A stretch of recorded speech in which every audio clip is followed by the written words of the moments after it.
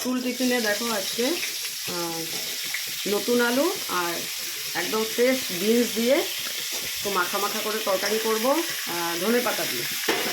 আর দিয়েছি হিং দিলাম। শীতকালে তো সবজি এত সুন্দর না, যেটা দিয়েই করো ধনে পাতা দিলে একটু এটাই মানে খেতে এত ভালো লাগে। হঠাৎ করে মনে পড়লো যে মটরশুঁটি তো আছে ফ্রিজে, বের করে দিয়ে দিলাম। এখন সব কিছুতে তরকারির মধ্যে মটরশুঁটি দিলে বেশ খেতে ভালো লাগে। ফাইনালি দেখো রুটির সাথে সবজি রেডি।